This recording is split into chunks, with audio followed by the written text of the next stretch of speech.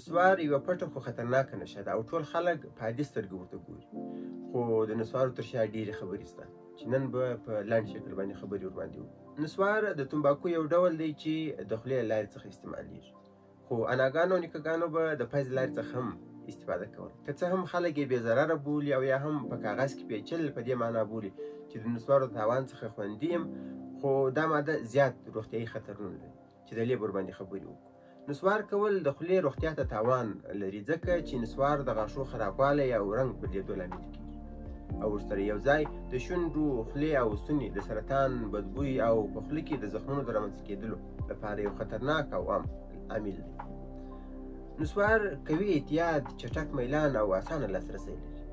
نسوار تر زیاتو نشو قوي معتادي لري. ان په سهار وختي کې له هم اشخاص د مسواک او برس پر ځای اول په خوله باندې د نسوارو دیدن کوي. نیکوټین ژر عادت پیدا کوي، پرېښودل یې سخت وي او د پرېښودلو سره خفګان، ناقراري او نور مشکلات رامنځته کېږي. ماشومان ډېر په اسانۍ میلان ورته پیدا کولی شي او د ارزانه قیمت په خاطر یې معتادین ډېر پراخ نیت لري او خپل مسلک ته د وفادارۍ په اساس ډېر صادق دي. نو ځکه چې هر وخت او هر ځای وغواړي نسوارو ته تر اوبو اسانه او بې له پیسو لاسرسی پیدا کولی شي، چې اسانه او مفت لاسرسی په معتادي کې تر هر څه قوي رول لري. او بل دا چې نسوار کول د زړه او معدې مشکلات هم رامنځته کوي.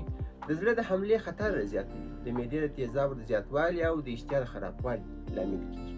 که چیرې تاسې لږ تر لږه په 40 ساعته کې د 15 افغانیو نسوار کوئ، نو په یو کال کې 1825 افغانۍ کېږي، چې په دې پیسو تاسې دونه تشناب کاغذ او د غاښو برس و کریم اخیستلی شئ چې ټول کال کفایت درته کوي.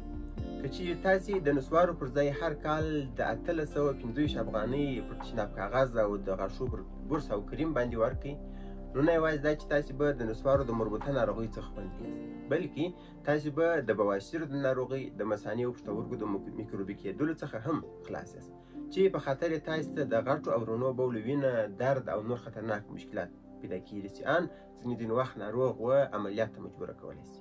او د نسوارو د معتادینو مسؤلیت یوازې د سپین ږیرو او مشرانو دی، ځکه چې کشران ټول وخت د دوی د نسوارو په رانیولو او د نشې په مربوطه لوښو انتقال او پاکولو باندې تېرېږي، چې په نتیجه کې د کشرانو میلان نشې کولو ته زیاتېږي او د وخت په تېرېدلو سره ماشومان په غټو نشو اخته کېږي.